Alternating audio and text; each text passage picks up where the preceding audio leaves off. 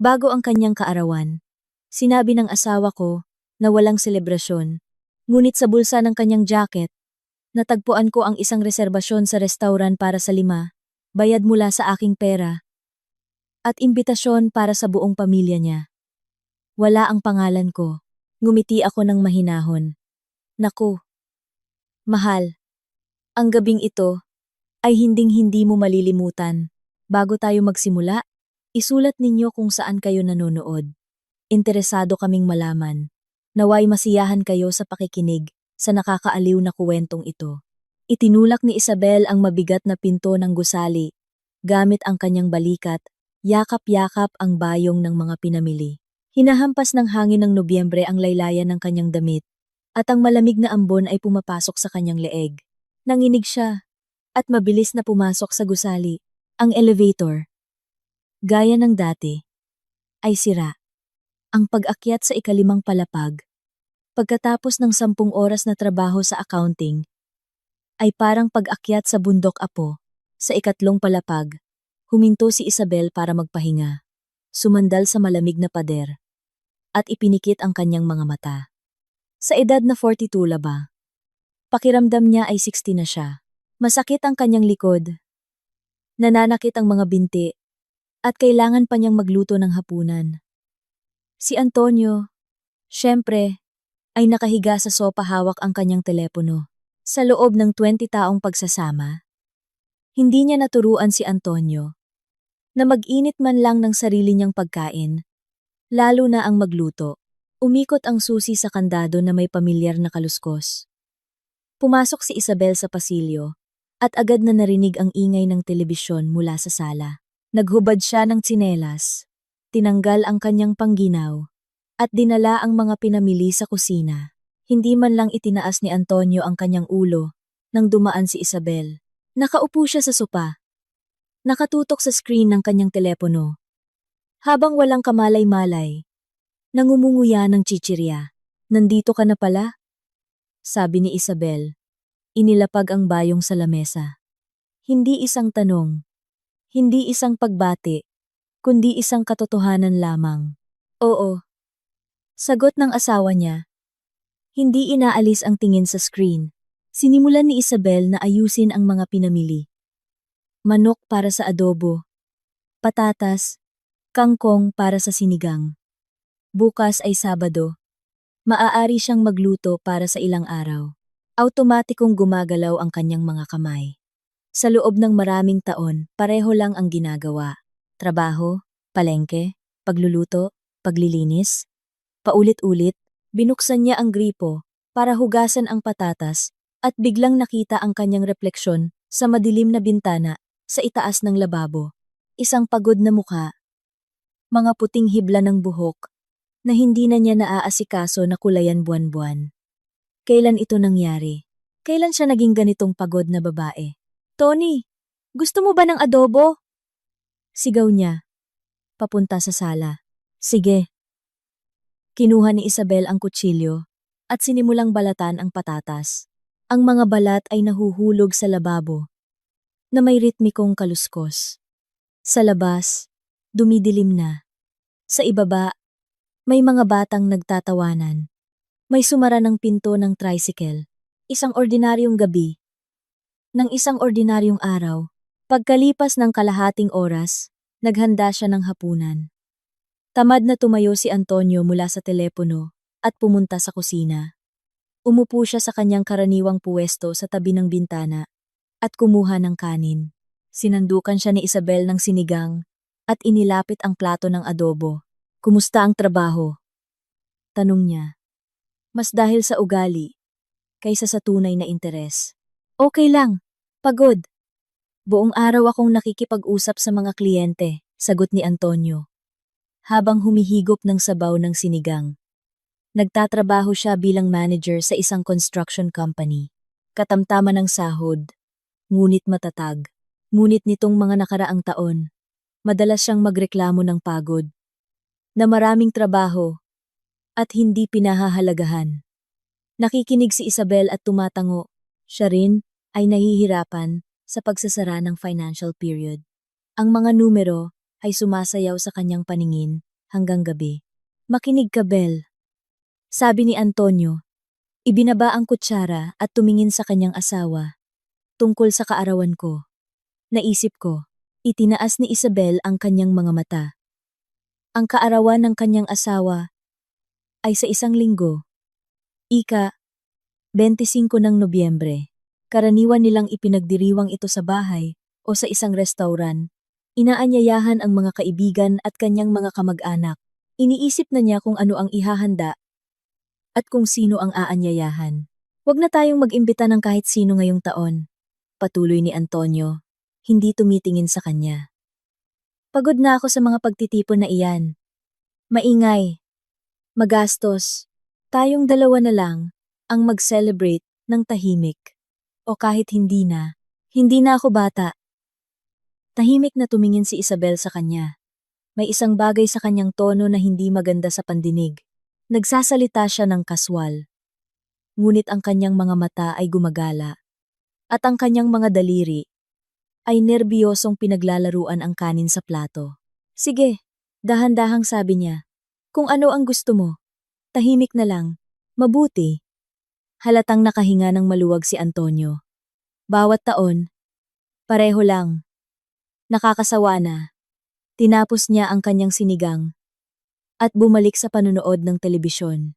Naiwan si Isabel sa kusina, nakatingin sa hindi niya naubos na adobo. Kakaiba, laging gustong-gusto ni Antonio na ipagdiwang ang kanyang kaarawan. Gusto niya kapag binabati siya, binibigyan ng mga regalo, at sentro ng atensyon. At bigla, nagsawa na siya, tumayo siya, sinimulang ligpitin ang mesa. Naghugas ng mga plato, at nakinig sa mga tunog mula sa sala. May pinapanood si Antonio. Paminsan-minsan ay tumatawa, isang ordinaryong gabi. Ngunit may naiwang hindi magandang pakiramdam. Kinabukasan, nagising si Isabel nang mas maaga kaysa sa kanyang asawa, Sabado.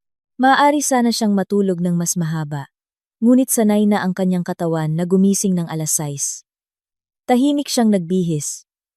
At pumunta sa kusina para magtimpla ng kape. Madilim pa sa labas. Ang Nobyembre, ang isa sa mga madidilim na buwan. Nagising si Antonio ng 10:00. Lumabas siya sa kusina na antok pa. Nakasuot ng lumang sando at shorts. Nakapagluto na si Isabel ng almusal. Naisaing ang kanin. At nalinis ang kalan. Gusto mo ng kape? Tanong niya. Sige, timplahan mo ako. Humikab siya at nag-inat. Maliligo muna ako. Tapos pupunta ako kay nanay. Tumango si Isabel. Si Aling Valentina, ang kanyang biyenan, ay mag-isang nakatira sa isang maliit na apartment sa kabilang dulo ng lungsod. Biyuda na siya sa loob ng 15 taon. Isang babaeng malakas, may pagkamatapang, mahilig mag-utos sa kanyang anak at manugang. Regular siyang dinadalaw ni Antonio para magkabit ng estante. Ayusin ang gripo o mamalengke para sa kanya. Sige, sabi ni Isabel. Pakikumusta mo na lang ako. Pumasok si Antonio sa banyo. At si Isabel ay nagsalin ng pangalawang tasa ng kape para sa sarili. Umupo sa tabi ng bintana at tiningnan ng bakuran. Mga puno na walang masyadong dahon, basang mga bangko, isang palaruan na may nagbabalat na mga duyan. 10 taon na silang nakatira sa apartment na ito. 10 taon na parehong tanawin sa labas ng bintana. Pagkalipas ng kalahating oras, lumabas si Antonio. Bihis at suklay na. Kinuha ang kanyang jacket mula sa sabitan sa pasilyo. Aalis na ako. Mamayang gabi na ako uuwi. Sige, sagot ni Isabel. Sumara ang pinto. Naiwan siyang mag-isa. Ang katahimikan sa apartment ay halos nahahawakan. Tinapos ni Isabel ang kanyang lumamig na kape. At isinampay ang mga damit na nasa washing machine. Habang inaalis ang basang jacket ni Antonio mula sa drum, automatiko niyang kinapa ang mga bulsa. Isang lumang ugali mula pa noong madalas niyang makalimutan ang mga resibo at papel. May nakapa siyang isang bagay na matigas. Kinuha niya ang isang nakatuping papel. Binuklat ito. At natigilan. Reserbasyon ng mesa sa Golden Century Restaurant. Petsa. Ika.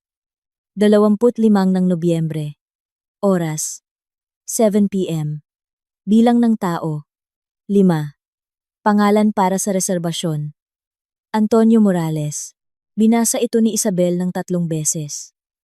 Bahagyang nanginginig ang kanyang mga kamay, habang binabaligtad niya ang papel.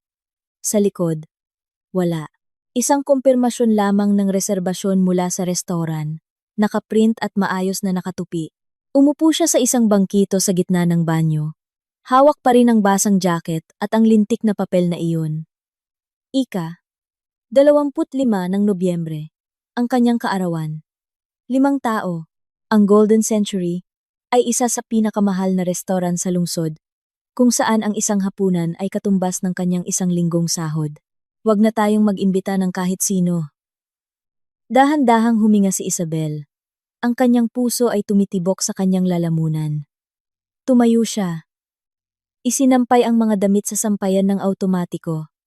At pumunta sa kwarto. Kinuha niya ang kanyang telepono. Binuksan ang banking app. At tiningnan ang mga transaksyon sa nakaraang linggo. Mga grocery, bill, pamasahe. Sandali. Heto na. Noong isang araw, ika, 20 ng Nobyembre. Isang pagbawas ng liba 38,000. Tatanggap. Golden Century Restaurant. Layunin ng pagbabayad. Down payment para sa isang salo-salo.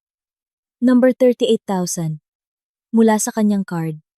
Ang mismong card na hinikayat ni Antonio. Nakunin niya bilang supplementary para sa in case lang. Para sa mga gastusin ng pamilya. Sabi niya, umupo si Isabel sa kama. May ugong sa kanyang mga tainga. Tinitingnan niya ang mga numero sa screen, at hindi makapaniwala. Kinuha niya ang pera niya, nag-book ng isang mamahaling restaurant, para sa 5, at nagsinungaling sa kanya, na ayaw niyang mag-celebrate.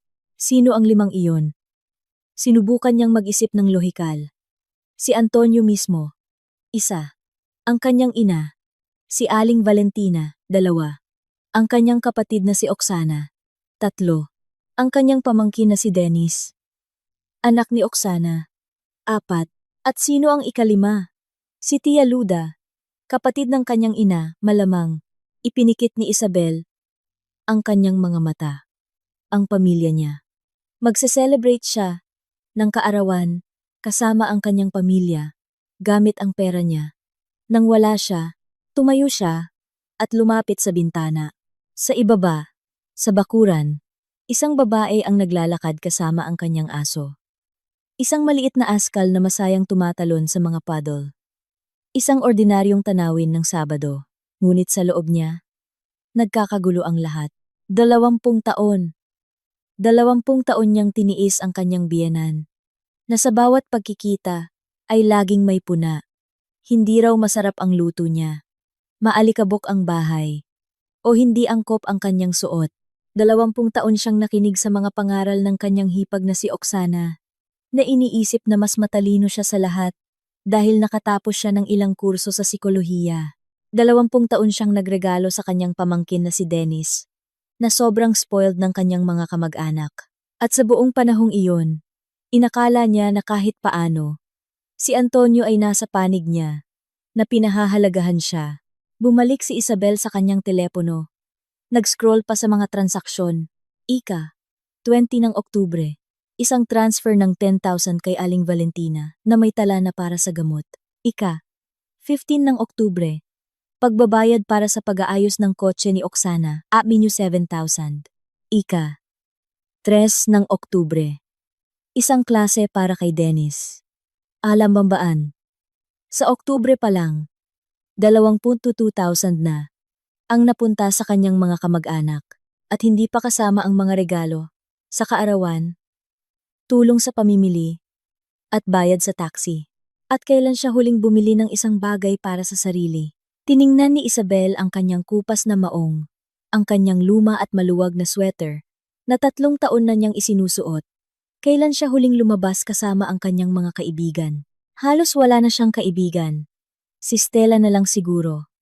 Paminsan-minsan silang nagtatawagan, ngunit nagkikita lang sila tuwing 2 o 3 buwan. Laging walang oras. Laging trabaho at gawaing bahay. Bumalik si Isabel sa banyo. Kinuha ang malas na papel ng reserbasyon mula sa bulsa ng jacket at itinago ito sa kanyang bag. Isinampay niya ang jacket, automatikong gumagalaw ang kanyang mga kamay. Ngunit ang kanyang isip ay umiikot. Ano ang gagawin ko? Magsisimula ba ako ng away? Sasabihin ko ba ang lahat pag-uwi niya? Ngunit ano ang magbabago? Sasabihin niyang sorpresa lang iyon. Naaanyayahan niya ako. Hindi lang niya nasabi na ang reserbasyon para sa 5 ay kasama ako. Hindi wala ako. Gagawa siya ng dahilan. Tulad ng dati, kapag sinusubukan kong kausapin siya tungkol sa kanyang pamilya, na inaabuso nila ang aking pasensya at pera. Bel, nanay ko siya. Pensidonado na siya. Kailangan niya talaga ng gamot. Bel, maliit lang ang sahod ni Oksana. Mahirap para sa kanya na mag-isang magpalaki ng anak. Bel, huwag kang maging madamot. Pamilya tayo. Pamilya. Ngunit sa pamilyang ito, lagi siyang outsider. Sa mga pagtitipon, nagkukumpulan sila. Pinag-uusapan ang kanilang mga kuwento ng pamilya kung saan hindi siya kasali. Ikinukuwento ni Aling Valentina kung gaano kabait na bata si Antonio. Kung anong karera ang maaari niyang marating. Kung hindi siya nag-asawa. Nang maaga, ang kanyang tingin ay laging napupunta kay Isabel. Na para bang sinasabi, dahil sa iyo, sinira ng anak ko ang buhay niya. Ngunit hindi iyon totoo. Nagpakasal sila noong 25 si Antonio at 22 siya. Pareho na silang nagtatrabaho. Umuupa ng isang kwarto. Simple lang ang kanilang kasal. Walang luho. Pagkatapos ay nag-ipon sila para sa down payment ng bahay. Nagtrabaho si Isabel sa 2 trabaho para mas mabilis na makaipon. Si Antonio rin ay nagsikap noon. Tila magtatagumpay sila. Wala silang anak. Noong una, ipinagpaliban nila dahil sa bahay, trabaho, at kawalan ng katatagan. Pagkatapos ay sinubukan nila, ngunit hindi sila nagtagumpay. Nagpatingin sila sa mga doktor. Pareho silang okay, ngunit hindi siya nabubuntis. Sa paglipas ng panahon, tumigil na sila sa pagsubok. Minsan, sinabi ni Antonio na baka mas mabuti na rin. Mahirap at magastos magkaroon ng anak. Tumahimik si Isabel noon. Ngunit may kirot sa kanyang puso. Gusto niyang magkaanak. Gusto niya ng isang taong tunay na sa kanya. Ngunit iba ang plano ng tadhana. Siguro kaya siya nagsikap para sa kanyang pamilya. Sinusubukang makuha ang kanilang pagmamahal na maging isa sa kanila. Bumibili ng mga regalo. Nagluluto para sa mga pagdiriwang. Tumutulong sa pera. Nakikinig sa walang katapusang payo at kritisismo. Ngunit nanatili pa ring isang tagalabas na manugang na hindi sapat para sa kanilang mahal na si Tony. Pumunta si Isabel sa kusina. Nagsali ng tubig. Ininom ito ng isang lagok at tumingin sa orasan. 1:00 hindi uuwi si Antonio hanggang gabi. Karaniwan, nagtatagal siya sa kanyang ina. Umiinom ng kape o nanonood ng telebisyon. Kinuha niya ang kanyang telepono at tinawagan ang kanyang kaibigan. Sumagot si Stella sa 3 ring. Bel, kumusta? Stella, pwede ba akong pumunta sa iyo? Kailangan kong makipag-usap. Ang boses ni Isabel ay garalgal. Kahit sa kanyang sarili. Oo naman, punta ka. May nangyari ba? Sasabihin ko sa iyo pagdating ko. Pagkalipas ng kalahating oras, nakaupo si Isabel sa kusina ni Stella. Hawak ang isang tasa ng mainit na kape. Ang kanyang kaibigan ay nakaupo sa tapat niya. Nakikinig ng mabuti. At ano ang gagawin mo ngayon? Tanong ni Stella nang matapos magkuwento si Isabel. Hindi ko alam. Umiling si Isabel. Sa totoo lang, hindi ko alam. Magsisimula ako ng away. Itatanggi niya ang lahat o gagawa ng dahilan. Bel, isipin mo ito. Lumapit si Stella. Hindi lang ito tungkol sa restaurant at pera. Ito ay tungkol sa hindi kanya nirerespeto. Hindi ka man lang niya naisipang imbitahan sa sarili niyang kaarawan. Alam ko, mahinang sabi ni Isabel. At ano ngayon? Gusto mo bang mabuhay ng ganito? Nagtatrabaho para sa lahat. At malaman na ginagawa ka lang nilang tanga. Tumahimik si Isabel. Tumingin siya sa bintana, kung saan umuulan ng mahina. Kulay abong langit, kulay abong mga bahay, kulay abong buhay. Hindi. Sa wakas, ay sabi niya, ayoko. Hinawakan ni Stella ang kanyang kamay. Kung gayon, kailangan mong baguhin ang isang bagay. Tumango si Isabel. Oo, baguhin. Umuwi siya ng gabi. Nasa bahay na si Antonio. Nakaupo sa kusina. Kumakain ng natirang sinigang. Saan ka galing? Tanong niya. Hindi inaalis ang tingin sa pagkain. Kay Stella. Pumasok si Isabel sa kwarto at humiga sa kama. Sumasakit ang ulo niya sa kaiisip. Halos hindi siya nakatulog buong gabi. Pabalik-balik siya. Nakikinig sa mahimbing na paghinga ni Antonio. At nag-iisip. Pagsapit ng umaga, mayroon na siyang desisyon. Hindi siya magsisimula ng away. Walang luha at akusasyon, gagawin niya ito sa ibang paraan. Kinaumagahan, gumising si Isabel na may malinaw na plano sa isip. Tulog pa si Antonio, nakahiga sa gitna ng kama. Tahimik siyang nagbihis at pumunta sa kusina. Una, kinuha niya ang kanyang telepono at hinanap ang numero ng Golden Century Restaurant. Kumakabog ang kanyang dibdib, ngunit ang kanyang mga kamay ay nakakagulat na kalmado. Golden Century Restaurant. Ano po ang maipaglilingkod ko? Isang kaaya-ayang boses ng babae ang sumagot. Pagkatapos ng ikatlong ring, magandang umaga, lumunok si Isabel. Mayroon akong reserbasyon para sa ika-25 ng Nobyembre, 7 p.m. sa pangalan ni Morales. Sandali lang po, titingnan ko. May kumaluskos na papel. Opo, nakikita ko. Isang mesa para sa 5. Bayad na po ang down payment. May kailangan po bang baguhin? Maaari ko po bang malaman kung nakalista ang mga pangalan ng mga bisita sa reserbasyon? Mas hinigpitan ni Isabel ang hawak sa telepono. Opo, syempre. Nakasulat po dito. Antonio Morales, Valentina Morales, Oksana Santos, Dennis Santos, at Luda Cruz. Ipinikit ni Isabel ang kanyang mga mata. Kaya iyon pala, ang kanyang ina, kapatid, pamangkin, at tiyahin. 5 sila.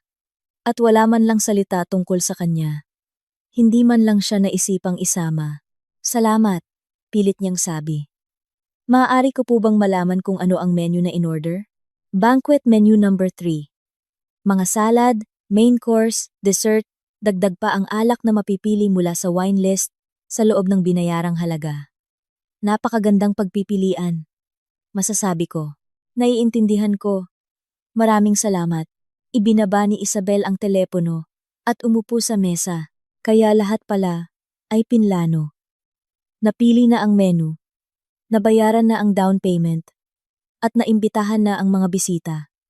At lahat ng ito ay gamit ang pera niya ng palihim sa kanya. Nagsalin siya ng tubig at dahan-dahang ininom. Ang galit sa loob niya ay kakaiba, malamig at kalmado.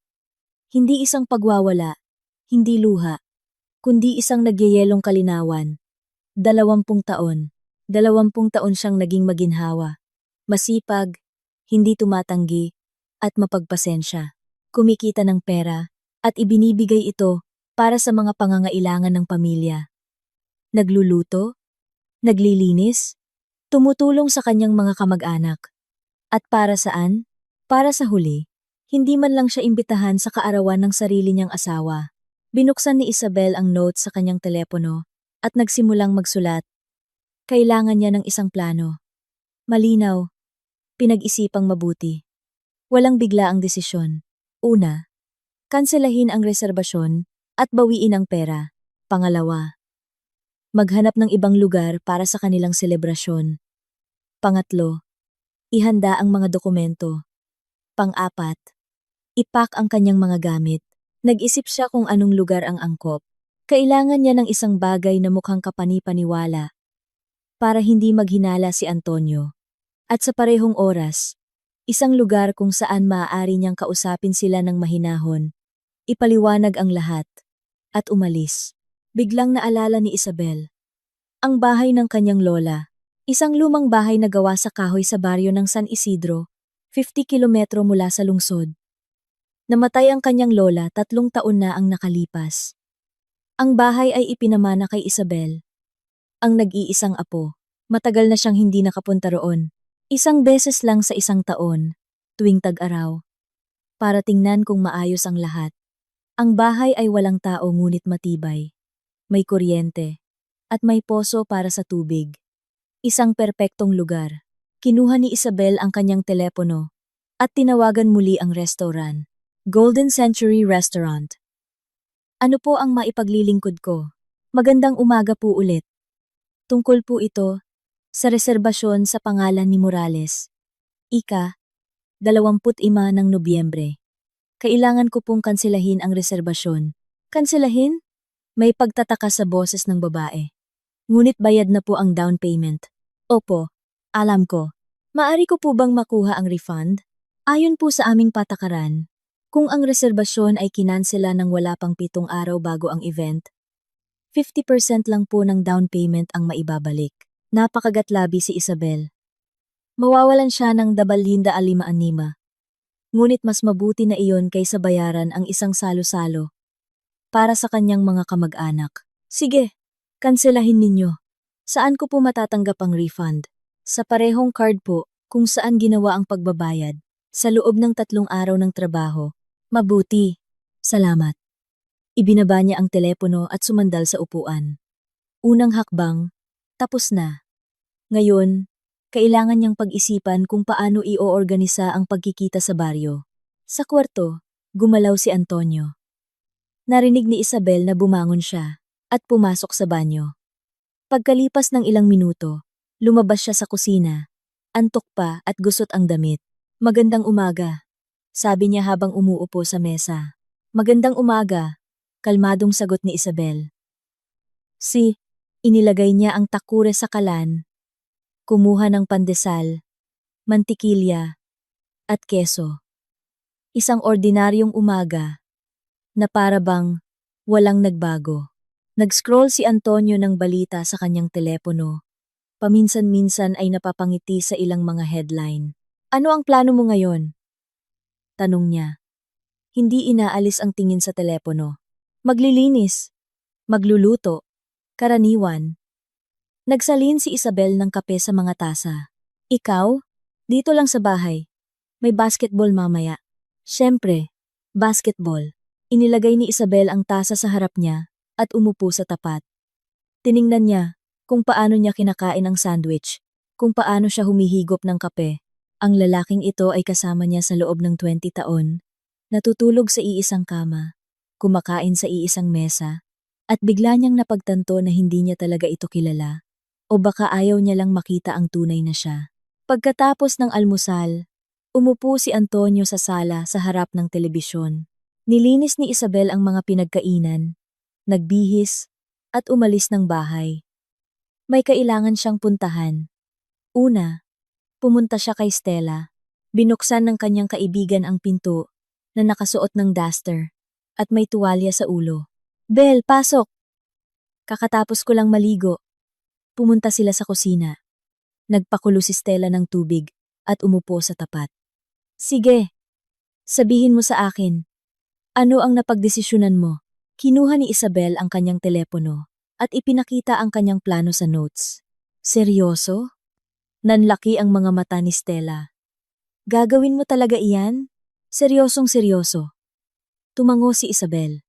Stella, kailangan ko ng tulong mo. Sa 25, sa hapon, kailangan mong tawagan si Antonio bilang isang administrator ng restaurant. Bilang administrator? Nagdududang tiningnan ni Stella. At ano ang sasabihin ko? Na mayroong teknikal na problema sa restaurant. Pumutok ang isang tubo o kung ano paman. At inilipat ang salo-salo sa isang branch. Ibibigay mo sa kanya ang address ng bahay ng lola ko sa San Isidro. Sabihin mo na ito ang bagong venue ng restaurant. Isang countryside concept. At maniniwala siya. Dapat. Nagkibit balikat si Isabel. Hindi niya iisipin iyon ng malalim. Ang mahalaga ay magsalita ka ng may kumpiyansa. Kaya mo ba? Nag-isip si Stella. Pagkatapos ay dahan-dahang tumango. Kaya ko. Para sa iyo. Kaya ko. Ngunit Belle, sigurado ka ba? Baka gusto mong pag-isipan ulit? Buong gabi akong nag-isip, mahinang sabi ni Isabel. 20 taon akong nag-isip, tama na. Niyakap siya ni Stella. Kung gayon, gawin natin ito. Umuwi si Isabel ng tanghali. Nakaupo pa rin si Antonio sa harap ng telebisyon, ngayon ay may hawak na beer. Dinaanan niya lang ito papunta sa kusina at nagsimulang magluto ng tanghalian. Gumagalaw ang kanyang mga kamay. Automatikong naghihiwa ng mga gulay. Naghahalo sa kaldero. Naghahanda sa mesa. Ngunit ang kanyang isip ay gumagana. Ang mga sumunod na araw ay ginugol niya sa isang kakaibang estado. Sa isang banda, lahat ay normal. Trabaho, bahay, hapunan kasama ang kanyang asawa. Mga walang kuwentang pag-uusap. Sa kabilang banda, parang may isang mekanismo sa loob niya na metodikal na nagbibilang ng oras at naghahanda para sa mapagpasyang sandali. Kinuha ni Isabel ang isang lumang sports bag mula sa aparador at dahan-dahang inilagay ang kanyang mga gamit. Mga dokumento, pasaporte, marriage certificate, mga bank card, mga damit, ang mga pinakakailangan, mga larawan mula sa album kung saan kasama niya ang kanyang lola, ang kanyang mga magulang na wala na, ilang mga bagay na mahalaga sa kanya, ang mga hikaw ng kanyang ina, ang alampay ng kanyang lola, isang postcard mula kay Stella. Ginawa niya ito ng paunti-unti. Kapag si Antonio ay nasa trabaho o naliligo, itinago niya ang bag sa itaas ng aparador. Hindi siya tumitingin doon. Noong Miyerkules, kumuha si Isabel ng day off sa trabaho at pumunta sa San Isidro. Ang biyahe ay tumagal ng mahigit 1 oras. Ang bus ay umikot-ikot sa mga baku-bakong daan, dumadaan sa mga bukirin at kakahuyan. Nasa kalagitnaan na ng Nobyembre. Ang mga puno ay kalbo, ang langit ay kulay abo. Bumaba siya sa hintuan, sa gitna ng baryo, at naglakad sa pamilyar na daan. Ang San Isidro ay maliit, mga 30 bahay lang. Ang iba ay mga nagbabakasyon lang tuwing tag-araw.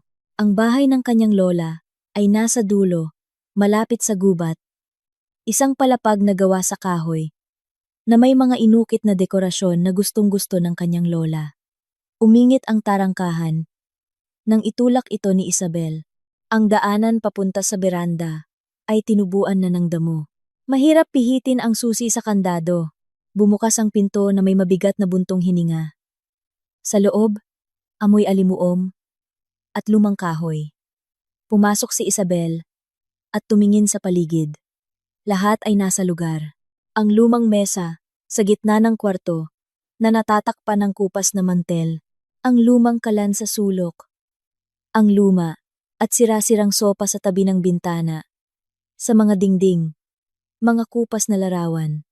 Sa mga estante, ang mga gamit sa kusina ng kanyang lola. Nagpatuloy si Isabel. Sumilip sa silid tulugan. Ang kama ay natatakpan ng lumang kumot.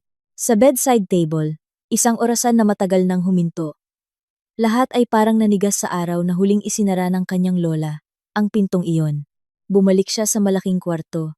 Umupo sa mesa. Dito niya ginugol ang lahat ng kanyang mga bakasyon noong bata pa.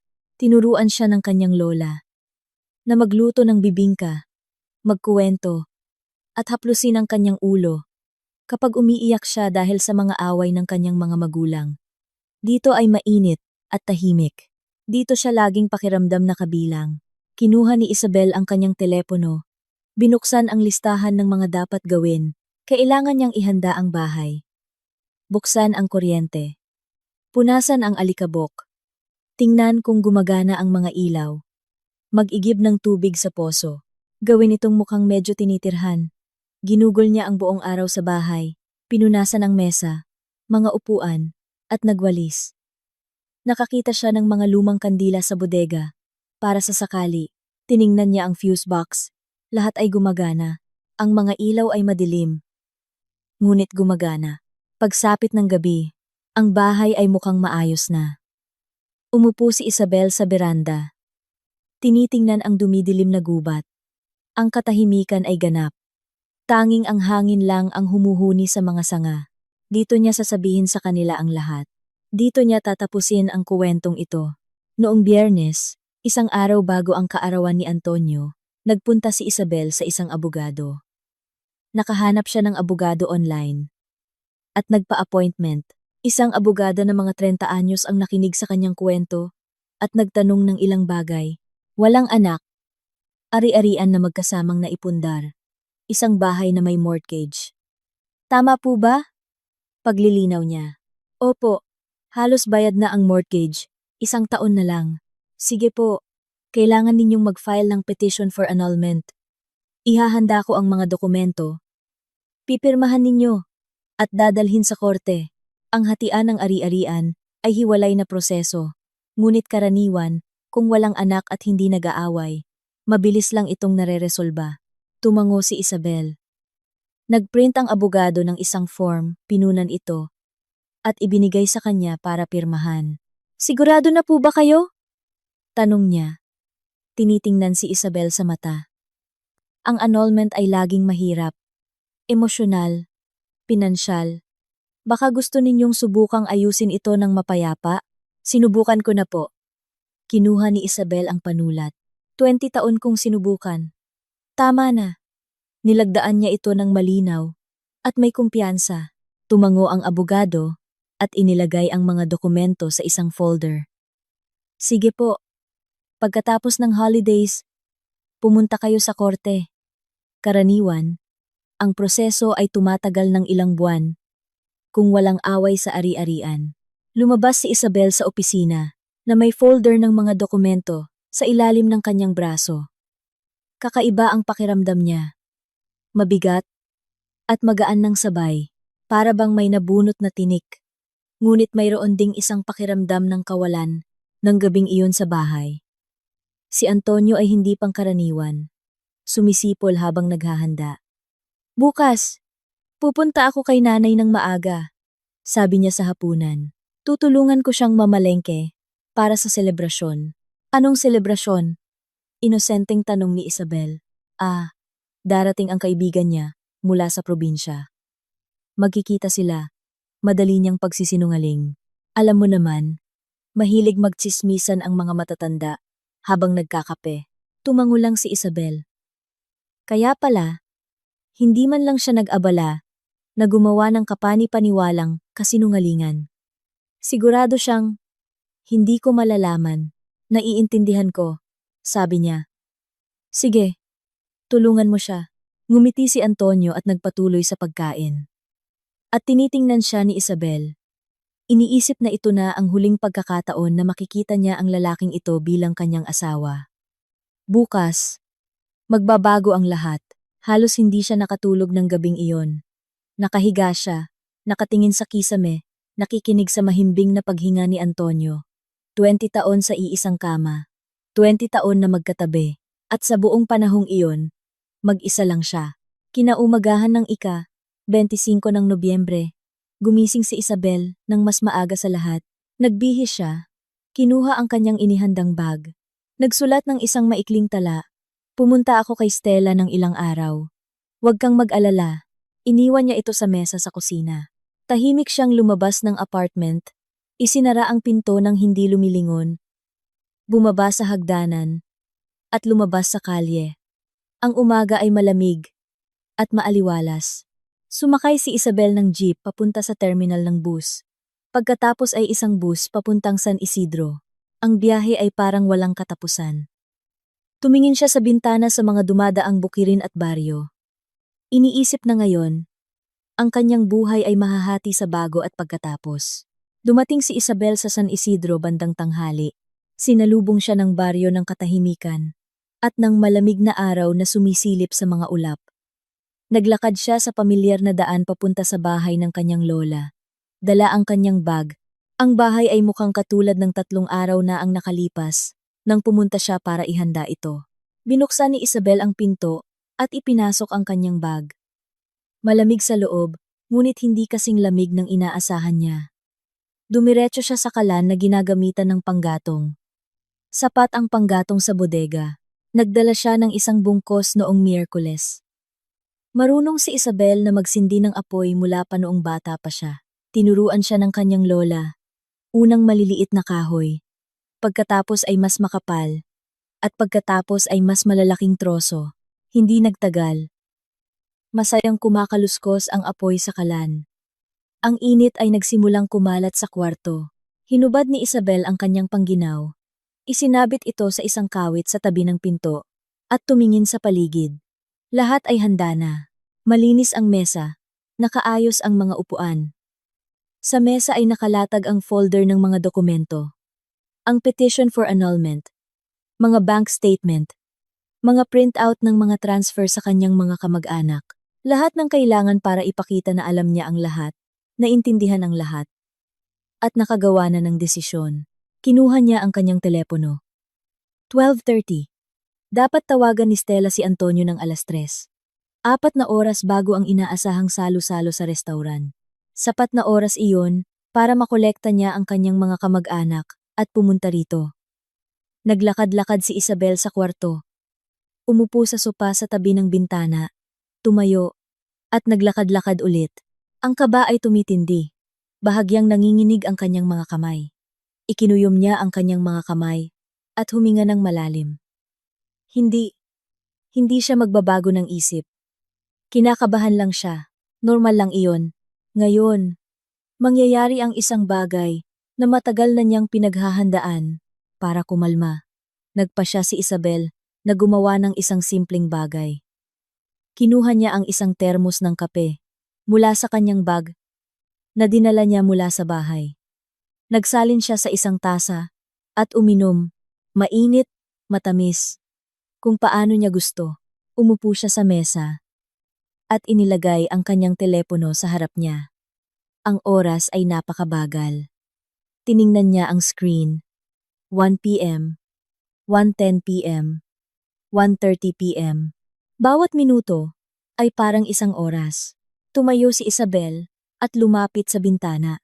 Sa labas ng salamin. Ang hardin ay tahimik. Sa di kalayuan, ang madilim na gubat. Tahimik at payapa. Walang nakakaalam na dito. Sa maliit na bahay na ito, ang kapalaran ng isang buong pamilya ay pagpapasyahan ngayon. Bagaman, anong pamilya? Napangiti si Isabel.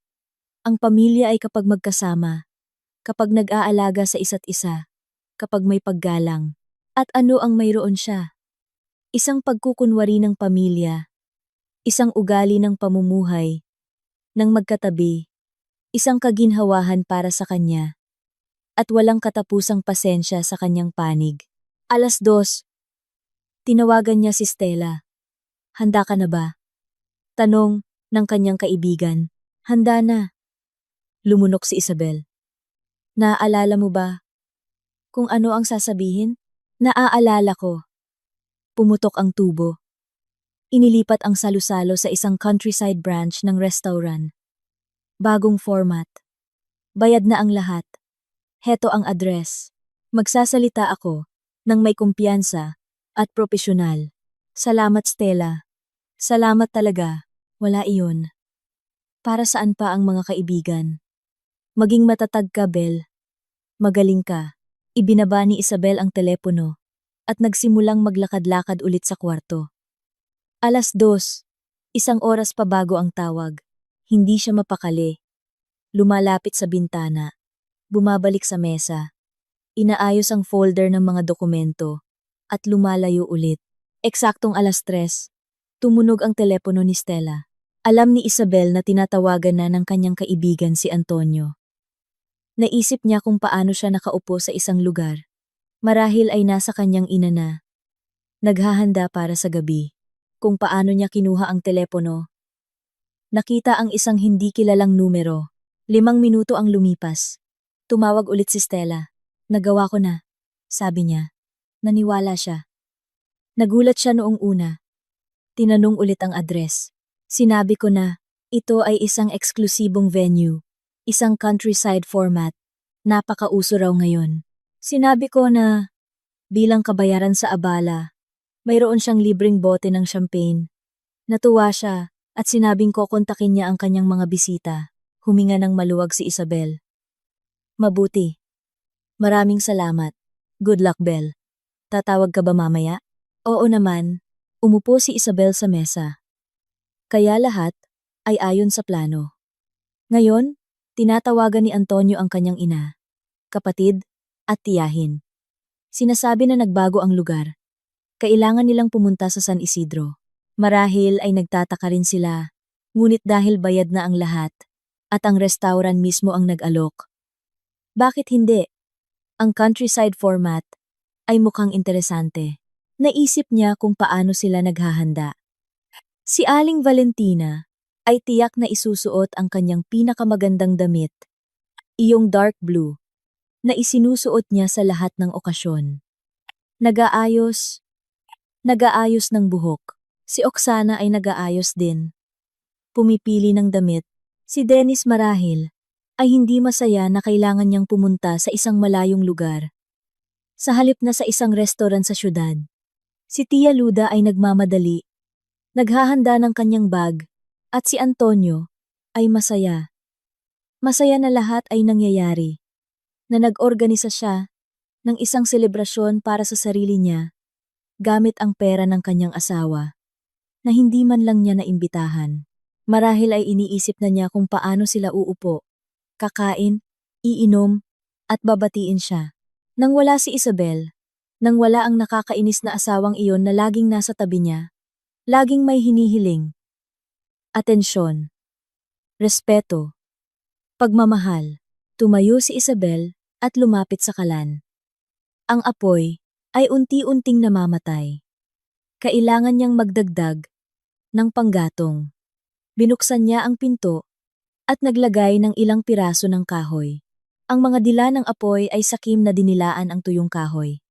4:00, may 1 oras pa bago sila dumating. Baka medyo mas matagal. Malayo ang biyahe. Lalo na kung sabay-sabay silang pupunta sa kotse ni Oksana o magta-taxi. Bumalik si Isabel sa mesa.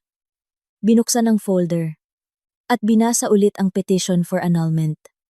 Mga tuyong, formal na salita, hinihiling na pawalang bisa ang kasal. Na ginanap, ang pagsasama ay hindi na posible dahil sa isinulat niya ang dahilan bilang irreconcilable differences. Hindi niya isinulat ang tungkol sa pagtataksil kahit na ito ay isang uri ng pagtataksil. Hindi man sa ibang babae, kundi isang pagtataksil sa kanya, sa kanilang pagsasama, sa kung ano ang dapat sana.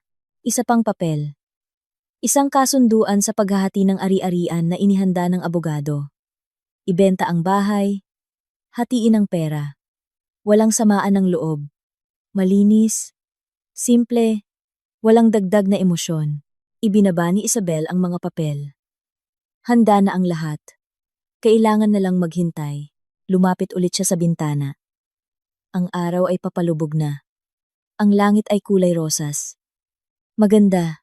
Laging sinasabi ng kanyang lola na ang paglubog ng araw sa probinsya ay espesyal, hindi tulad sa syudad kung saan may usok at alikabok. Dito, malinis ang langit at ang araw ay dahan-dahang lumulubog na para bang nagpapaalam hanggang bukas. 5:00, isinuot ni Isabel ang kanyang pangginaw, lumabas sa beranda at tumayo, nilalanghap ang malamig na hangin. Amoy ng usok mula sa mga nagluluto sa kalapit na bahay. Ang baryo ay gumigising sa gabi. May isang asong tumahol sa malayo. Isang tarangkahan ang sumara. At may mga boses na narinig. Bumalik siya sa bahay. Hinubad ang kanyang pangginaw. Naglakad-lakad sa kwarto. At inayos ang mga upuan sa mesa. Kahit na maayos na ang mga ito, kailangan lang niya ng isang bagay na pagkaabalahan. 5:60. Tahimik ang telepono. Kinuha niya ito at tiningnan. May signal. Puno ang baterya. Maayos ang lahat. Hindi pa lang sila dumarating. Umupo siya sa sopa, inilagay ang telepono sa tabi niya, at ipinikit ang kanyang mga mata. Sinusubukang kumalma. Ang kanyang puso ay mabilis na tumitibok, at may kirot sa kanyang sentido. Huminga ka, sabi niya sa sarili. Huminga ka lang. magiging maayos ang lahat. Tama ang ginagawa mo. 50-50. Narinig niya ang tunog ng isang makina sa labas. Tumayo si Isabel at tumakbo sa bintana. Sa daan papunta sa bahay, may isang kotse, isang kulay abong sedan, na katulad ng kay Oksana. Huminto ang kotse sa tarangkahan. Nagsisimula na. Lumayo si Isabel sa bintana at tumayo sa tabi ng mesa. Ang kanyang mga kamay ay kusang nag-krus sa kanyang dibdib. Inalis niya ang pagkakakrus at ibinaba ang mga ito. Kalma. Malakas ka. Pinag-isipan mo ang lahat. Sumara ang pinto ng kotse. Pagkatapos ay isa pa. Mga boses ng babae. Isang lalaki. Umingit ang tarangkahan. Sigurado ka bang dito? Narinig ang hindi nasisiyahang boses ni Aling Valentina. Mukhang bodega ito, hindi restoran. Nay, sinabi ko na sa iyo, iyon ang sinabi nila. Sagot ni Antonio. Countryside branch. Baka iba sa loob. Sana nga iba. Reklamo ni Oksana. Nakabagong sapatos pa naman ako. At maputik dito. May ibinulong si Dennis na hindi malinaw. Tahimik si Tia Luda. Mga yabag sa daanan, sa mga baitang ng beranda. Ang pag-ingit ng sahig. Bumukas ang pinto. Unang pumasok si Antonio, na naka-dark suit, puting damit, at kurbata, suklay, at pabango. Handa para sa selebrasyon. Sumunod si Aling Valentina. Sa kanyang dark blue na damit, na may malalaking hikaw. Pagkatapos ay si Oksana. Isang matangkad na babae na nakasuot ng masikip na pulang damit. Sa likod niya si Dennis. Isang payat na binatilyo na mga 20 anyos. Nakamaong at blazer. At huli, si Tia Luda. Isang matabang babae na mga 60 anyos, naka-brown suit. Pumasok sila ng sabay-sabay. Maingay na nag-uusap. At natigilan. Nakatayo si Isabel sa tabi ng mesa. Nasisinaga ng madilim na ilaw mula sa bombilya sa kisame. Nakasuot siya ng simpleng maong at sweater. Nakatali ang kanyang buhok. Walang anumang kasuotang pang-selebrasyon. Kalmado ang kanyang mukha. Bel, namutla si Antonio. Anong ginagawa mo dito? Hinihintay ko kayo. Kalmadong sabi niya. O, tatayo lang kayo dyan. Nasaan ang restaurant? Lumingon si Aling Valentina na para bang inaasahan na makakita ng mga waiter at mga nakahandang mesa. Tony, anong nangyayari? Hindi ko maintindihan. Lumapit si Antonio kay Isabel. Ano ba ito? Tinawagan kami. Sinabing dito raw ang salo-salo. Tinawagan ka. Pagtatama ni Isabel. O mas tamang sabihin, tinawagan ka ng kaibigan ko bilang isang taga-restaurant. Para pumunta kayo rito, tumahimik. Nagkatinginan ang mga kamag-anak. Si Oksana ang unang nakaunawa. Niloloko mo ba kami? Lumapit siya. Nag-aalab ang mga mata sa galit. Sino ka ba para? Asawa ako ni Antonio. Putol ni Isabel. Ang asawang nakalimutan ninyong imbitahan sa kaarawan ng asawa ko. Ang asawang nagbayad para sa inyong salo-salo. O mas tamang sabihin, dapat sana ay nagbayad. Ngunit hindi. Ano ang pinagsasabi mo? Sinubukan ni Antonio na kontrolin ang sarili. Anong salusalo? Kinuha ni Isabel ang nakatuping papel mula sa kanyang bulsa. Yung mula sa kanyang jacket. Binuklat niya ito at ipinakita. Reserbasyon sa Golden Century Restaurant. Ika. 25 ng Nobyembre. 7 p.m. 5 tao. Bayad na ang 838,000. Mula sa aking card. Mga bisita. Antonio Morales. Valentina Morales. Oksana Santos. Dennis Santos. Luda Cruz. Wala ang pangalan ko. Napasinghap si Aling Valentina. Umiwas ng tingin si Oksana. Tumingin si Dennis sa kanyang telepono. Nagkukunwaring hindi siya apektado. Nalilitong kumurap si Tia Luda. Binuka ni Antonio ang kanyang bibig. Pagkatapos ay isinara ito. Namula ang kanyang mukha. Bel, hindi iyon ang iniisip mo. Hindi? Ngumiti si Isabel. Ano pala? Isang sorpresa para sa akin. Aanyayahan mo ako sa huling sandali? O baka plano mong sorpresahin ako sa pag-uwi ng lasing at masaya? Pagkatapos ng salo-salo, kasama ang iyong ina at kapatid? Isabel, ayusin mo ang tono mo. Sabat ni Aling Valentina. Nakikipag-usap ka sa mas nakakatanda? Nakikipag-usap ako sa mga taong 20 taon akong ginamit, putol ni Isabel. Ang kanyang boses ay mahina, ngunit matatag. Nakinuha ang pera ko, ang oras ko, ang pasensya ko, at hindi man lang nagpasalamat. Ang kapal ng mukha mo! Sigaw ni Oksana. Wala kaming utang sa iyo. Tama, wala kayong utang. Tumango si Isabel. Dahil hindi na ako magbibigay. Kinuha niya ang folder mula sa mesa at inilabas ang mga bank statement. Tingnan ninyo! Oktubre, kay Aling Valentina para sa gamot. 10,000. Kay Oksana para sa pag-aayos ng kotse. 5,000. Kay Dennis para sa klase. 5,000. Setyembre, kay Aling Valentina para sa bagong TV. 15,000. Kay Oksana para sa damit, 8,000. Agosto. Tama na! Lumapit si Antonio sa kanya. Sinusubukang agawin ang mga papel. Sabi ko tama na. Umatras si Isabel. Niyakap ang folder. Hindi. Hindi pa tapos. Makinig kayo. Sa nakaraang taon, nag-transfer ako ng 12,123,000 sa pamilya ninyo. Hindi pa kasama ang mga regalo, pagkain, at tulong sa bahay. 123,000. Alam ninyo kung gaano kalaki iyon para sa akin? 4 na buwang sahod ko iyon. Hindi kami humingi. Nagsimulang magsalita si Aling Valentina. Ngunit nanginginig ang kanyang boses. Humingi kayo. Matigas na sabi ni Isabel. Lagi kayong humihingi. Bel, tulungan mo naman kami. Maliit lang ang pensyon. Bel, tulong naman. Mahirap mag-isang magpalaki ng anak. Bel, huwag ka namang magdamot. At hindi ako tumanggi. Dahil inakala ko na ganoon dapat, na ang pamilya ay nagtutulungan. Tiningnan niya sila. Ngunit, ako lang ang laging tumutulong. At kailan ko kailangan ng suporta? Noong naospital ako, dahil sa appendicitis 3 taon na ang nakalipas, sino ang dumalaw? Si Stella, isang kaibigan. Hindi ang asawa ko. Hindi ang kanyang ina. Hindi ang kanyang kapatid. Noong natanggal ako sa trabaho, at 2 buwan akong naghanap ng bago, sino ang tumulong? Si Stella rin. Nagpahiram ng pera nang hindi nagtatanong kung para saan at kailan ko ibabalik. At kayo, hindi man lang kayo tumawag para kumustahin ako. Kalokohan iyan. Sinubukan ni Antonio na kontrolin ang sitwasyon. Bel, tama na ang drama. Umuwi na tayo at pag-usapan ito ng mahinahon. Hindi, umiling si Isabel. Hindi ako uuwi.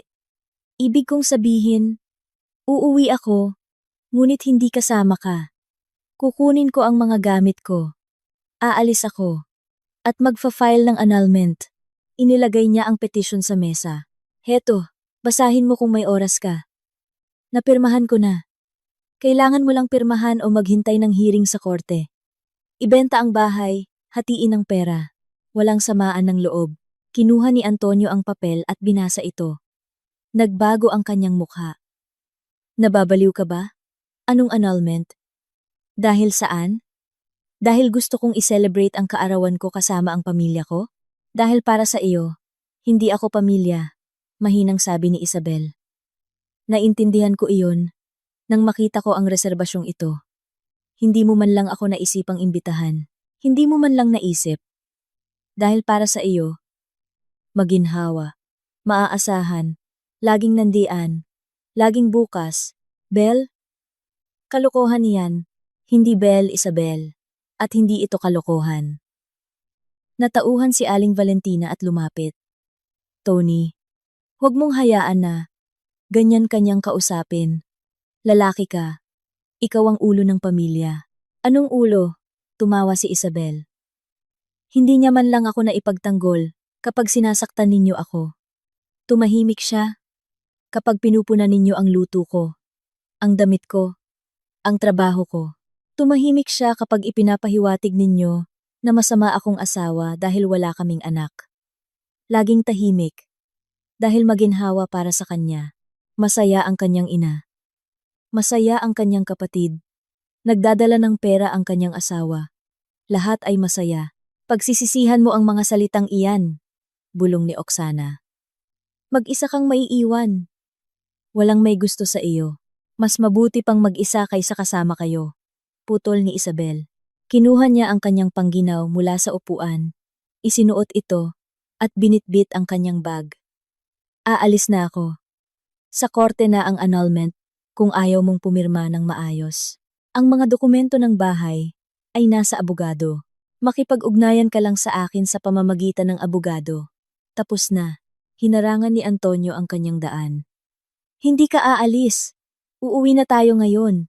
Umalis ka sa daan ko. Tumingin si Isabel sa kanyang mga mata. Umalis ka. Bago ko tawagan si Stella. Alam niya ang lahat at naghihintay ng tawag ko. Kung hindi ako tatawag sa loob ng 10 minuto, pupunta siya sa pulis. Nang blow-bluff ka lang, subukan mong tingnan. Nakatayo sila, magkatitigan. 20 taon na magkasama. At ngayon ay mga estranghero. Nakita ni Isabel ang galit, pagkalito, at sama ng loob sa kanyang mga mata. Ngunit hindi pagmamahal. Baka hindi kailanman nagkaroon. Umatras si Antonio. Lumakad si Isabel papalabas ng pinto. Lumingon siya sa pintuan. Nga pala, kinansela ko ang reserbasyon. Ibinalik na ang pera sa aking card. Kalahati lang. Ang natitira ay kinuha ng restaurant para sa cancellation. Ngunit problema ninyo na iyon. Mag-celebrate kayo rito kung gusto ninyo. Bahay ko ito, ngunit ibinibigay ko sa inyo ang gabing ito. Libre. Lumabas siya sa beranda. Ang malamig na hangin ng gabi ay dumampi sa kanyang mukha. Huminga ng malalim si Isabel at bumaba sa mga baitang. Sa likod niya, narinig niya ang sigaw ni Aling Valentina. Tony, hahayaan mo ba siyang umalis ng ganoon? Ngunit tahimik si Antonio. Nakarating si Isabel sa tarangkahan.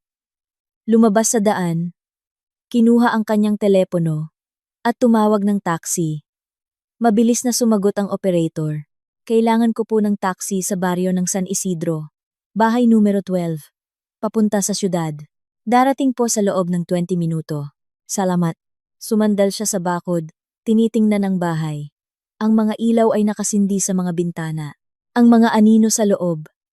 Ang pamilya ni Antonio ay nag-uusap. Kumikilos. Marahil ay nagsisigawan. Pinag-uusapan kung ano ang gagawin. Ngunit wala na siyang pakialam. Ginawa niya ang dapat niyang gawin matagal na, at magaan ang kanyang pakiramdam. Hindi masaya, hindi malungkot, magaan lang, tulad ng pagkatapos ng isang mahabang pagkakasakit. Pagkalipas ng 20 minuto, dumating ang taxi. Umupo si Isabel sa likurang upuan, at sinabi ang address ng apartment ni Stella. Tara na! Umandar ang taxi, naiwan ang baryo. Sa unahan, kumikinang ang mga ilaw ng syudad. Binuksan ni Stella ang pinto. Halos hindi pa napipindot ni Isabel ang doorbell. Ang mukha ng kanyang kaibigan ay balisa. Ang kanyang mga mata ay takot. Kumusta? Paano nangyari? Hinila niya si Isabel sa loob ng apartment at kinuha ang kanyang bag. Pumunta si Isabel sa kusina at umupo sa mesa. Ang kanyang mga kamay ay bahagyang nanginginig pa rin. Ang adrenaline mula sa pag-uusap na iyon ay hindi pa nawawala sa kanyang dugo. Tapos na, sabi niya. Sinabi ko sa kanila ang lahat. Ibinigay ko ang petition for annulment at umalis. Nagpakulo si Stella ng tubig, umupo sa tapat, at hinawakan ang kamay ni Isabel. Magaling ka. Totoo. Magaling ka. Proud ako sa iyo. Oo. Ngumiti ng bahagya si Isabel. Ngunit natatakot ako, Stella. Natatakot ako. 20 taon ng buhay ko ang natapos sa isang gabi. Ano ang susunod? Isang bagong buhay. Matatag na sabi ni Stella. Malaya ka na. Naiintindihan mo ba? Malaya mula sa kanya. Sa kanyang pamilya. Sa lahat ng bangungot na ito. Oo, nakakatakot. Ngunit lilipas din iyan. Kumulo ang tubig. Nagtimpla si Stella ng kape at kumuha ng biskwit. Nakaupo sila sa kusina, umiinom ng mainit at matamis na kape, at unti-unting kumakalma si Isabel. Ang init, liwanag, katahimikan, at pag-aalala ng kanyang kaibigan, lahat ng ito ay nagbalik sa kanya sa realidad. Dito ka na muna, sabi ni Stella. Kahit gaano katagal, may 2 kwarto ako. Sapat ang espasyo. Salamat. Hinawakan ni Isabel ang kanyang kamay. Salamat talaga. Ngunit ayokong makaabala. Ilang araw lang, tapos maghahanap ako ng kwarto o isang maliit na apartment. Hindi ka abala, sabi ni Stella. Mas masaya pa nga, malungkot mag-isa. Nang gabing iyon, halos hindi nakatulog si Isabel. Nakahiga siya sa folding bed sa kwarto ni Stella. Nakatingin sa kisame at paulit-ulit na inaalala ang sandaling iyon sa bahay ng kanyang lola. Ang mga mukha ng kanyang mga kamag-anak. Nalilito. Galit. Nasasaktan. Ang mukha ni Antonio. Unang nagulat. Pagkatapos ay galit. Pagkatapos ay parang nawawala. At naalala rin niya ang mga magagandang bagay. Mayroon namang magagandang bagay, hindi ba? Ang mga unang taon nang sila ay bagong kasal. Si Antonio noon ay maalaga. Nagdadala ng mga bulaklak. Tumatawag sa tanghali para kumustahin siya. Naglalakad sila sa gabi. Nanonood ng sine. Nagpaplano. Kailan ito natapos? Kailan siya naging walang pakialam? At siya ay naging maginhawa. Marahil ay unti-unti itong nangyari. Taon-taon, ugali sa ugali. Nasanay siya na lahat ay titiisin niya. Lahat ay maiintindihan niya. At laging nasa tabi niya. At nasanay siyang hindi humingi. Hindi humiling. At makontento sa kaunti. At heto ang resulta. Kinaumagahan, gumising si Isabel na masama ang pakiramdam at may sakit ng ulo. Umalis na si Stella papuntang trabaho. Nag-iwan ng isang tala sa mesa, kape sa takure, tinapay sa bread box, mantikilya sa ref. Magpahinga ka. Mag-usap tayo mamayang gabi. Nagtimpla si Isabel ng kape at ininom ito habang nakatayo sa bintana. Ang lungsod ay gumigising. Mga kotse, mga tao, abala. Isang ordinaryong Lunes. Ngunit para sa kanya, ang Lunes na ito ay ang simula ng isang bagong bagay. Kinuha niya ang kanyang telepono. Ilang mga hindi nasagot na tawag mula kay Antonio noong gabi. Hindi niya sinagot. Ilang mga mensahe mula sa hindi kilalang mga numero. Marahil ay si Aling Valentina o si Oksana. Hindi niya binuksan. Agad niyang blinok. Ngunit mayroon siyang mensahe mula sa abogado. Isabel, handa na po ang mga dokumento. Maaari na po kayong mag-file sa korte anumang araw. Tumawag po kayo kapag handa na kayo. Tinawagan niya ang numero. Hello, si Isabel Morales po ito. Tungkol po sa annulment. Opo, magandang umaga. Ang boses ng abogado ay masigla at propesyonal. Handa na po ba kayong mag-file? Handa na po. Mabuti po. Pumunta po kayo ngayong tanghali. Kunin ang mga dokumento at dalhin sa korte. Isesend ko po sa inyo ang address. Sige po. Salamat. 2:00. Nakatayo na si Isabel sa gusali ng korte. Hawak ang isang folder ng mga dokumento. Mabagal ang pila. Nakatayo siya. Tinitingnan ang mga tao sa paligid. May mga nagfa-file ng kaso, may mga kumukuha ng desisyon, at may mga naghihintay lang.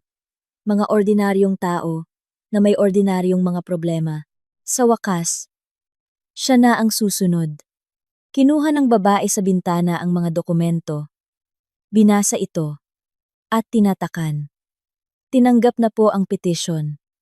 Itatakda ang hearing sa loob ng 1 buwan. Ipapadala po ang subpina sa koreo. Salamat po. Lumabas si Isabel sa gusali. Huminga siya ng malalim ng hangin. Tapos na. Nagsimula na ang proseso. Wala nang atrasan. Ang mga sumunod na araw ay lumipas sa isang kakaibang estado. Nakatira si Isabel kay Stella. Pumapasok sa trabaho. Umuuwi. Tumutulong sa mga gawaing bahay. Sinusubukang huwag isipin kung ano ang nangyayari kay Antonio, kung ano ang sinasabi niya. Tahimik ang telepono, hindi na siya tumawag. Marahil ay naintindihan na niya na walang saysay. Pagkalipas ng 1 linggo, dumating ang subpina. Ang hearing ay itinakda sa Sabato ng Enero. Minarkahan ni Isabel ang petsa sa kanyang kalendaryo. 2 buwan, hanggang sa kalayaan. Nagsimula siyang maghanap ng tirahan. Tumingin siya ng mga anunsyo online. Nagpunta para tingnan ang mga kwarto at apartment. Karamihan ay hindi angkop. Mahal, malayo, o sira. Ngunit sa wakas, nakahanap siya ng isang 1-bedroom apartment sa labas ng lungsod. Mura, malinis, at may mga gamit. Ang may-ari, isang matandang babae, ay agad na pumayag. Gusto kita, sabi niya. Seryoso ka, tahimik. Manirahan ka rito, basta't panatilihin mong maayos at magbayad sa tamang oras. Opo, pangako ni Isabel. Lumipat siya noong unang bahagi ng Disyembre. Tinulungan siya ni Stella. Dinala ang kanyang mga gamit sa kotse. Tinulungan siyang mag-ayos. Ang apartment ay maliit, ngunit komportable. Ang mga bintana ay nakaharap sa isang bakuran na may palaruan. Tahimik, payapa. Heto na. Tiningnan ni Stella ang kwarto. May sarili ka ng pugad. Ano ang pakiramdam? Kakaiba. Pag-amin ni Isabel. Parang malaya, ngunit parang walang laman. Lilipas din iyan. Niyakap siya ni Stella. Masasanay ka rin. At ngayon, ikaw na ang magpapasya.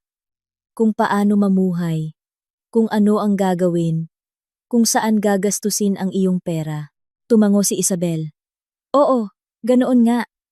Sa unang pagkakataon sa loob ng 20 taon, maaari na niyang kontrolin ang sarili niyang buhay. Ang Disyembre ay mabagal na lumipas. Trabaho, bahay. Paminsan-minsang pagkikita kay Stella. Natututo si Isabel na mamuhay mag-isa. Nagluluto siya ng gusto niya. Hindi ng gusto ni Antonio. Nanonood siya ng mga pelikulang gusto niya. Nagbabasa ng mga libro. Natutulog hanggat gusto niya tuwing weekend. At unti-unti, napupunan ng kawalan. Hindi pa kagalakan. Ngunit isang uri ng kapayapaan. Gumigising siya sa umaga at hindi na nakakaramdam ng bigat sa dibdib.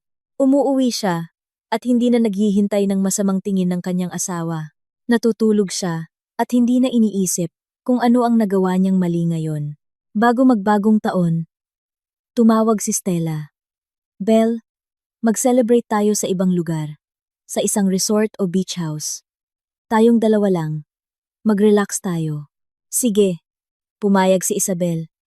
Gusto niyang umalis. Nakahanap sila ng isang murang beach house sa kalapit na probinsya. Maliit na mga kubo at malapit sa dagat.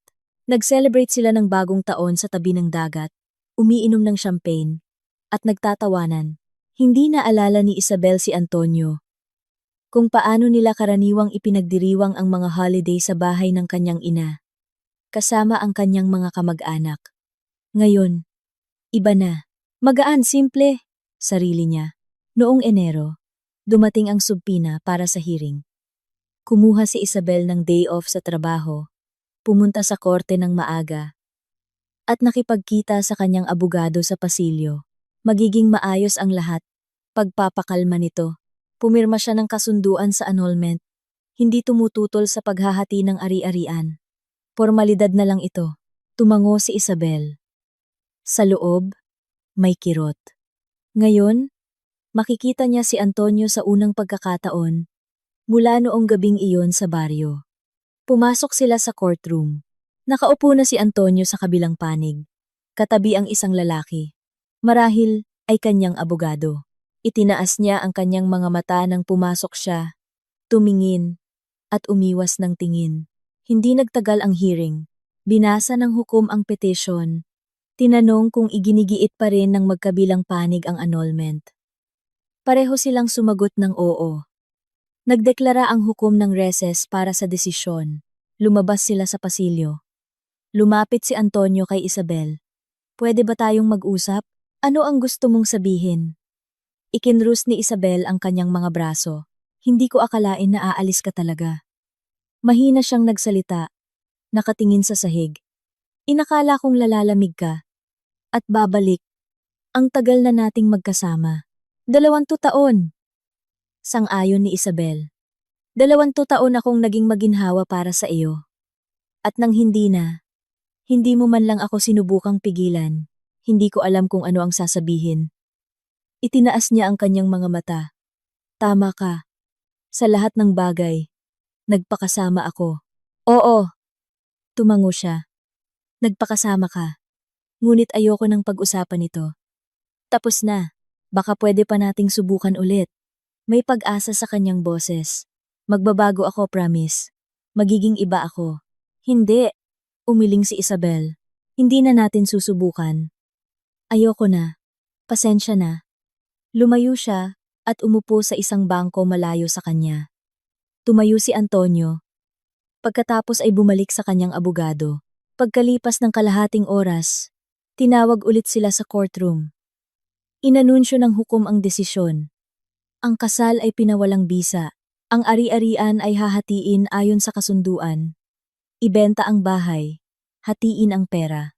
Tapos na. Hindi na sila mag-asawa. Lumabas si Isabel sa gusali ng korte na masigla. Maaliwalas ang panahon. Nakakasilaw ang araw. Kinuha niya ang kanyang telepono at tinawagan si Stella. Kumusta? Mabilis na sumagot ang kanyang kaibigan. Tapos na. Opisyal na ang annulment. Binabati kita. May kagalakan sa boses ni Stella. Opisyal ka ng malaya. Ano ang pakiramdam? Mabuti. Ngumiti si Isabel. Totoo. Mabuti. Nagdala ng balita ang Pebrero tungkol sa pagbebenta ng bahay. Nakahanap si Antonio ng mga bibili. Mabilis na naisagawa ang transaksyon. Natanggap ni Isabel ang kanyang bahagi. Awan 5 milyon. Ang perang pinaghirapan niya kasama niya. O baka mas higit pa.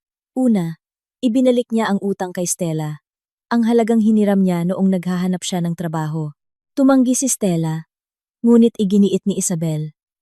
Kunin mo. Mahalaga ito sa akin. Gusto kong magsimula ng bagong buhay. Nang walang utang. Pagkatapos, umupa siya ng isang maayos na one-bedroom apartment sa isang magandang lugar na may mga gamit. Malapit sa kanyang trabaho. Bumili siya ng mga bagong damit. Hindi mula sa mass market tulad ng dati, kundi dekalidad at maganda. Nag-enroll siya sa gym para sa swimming.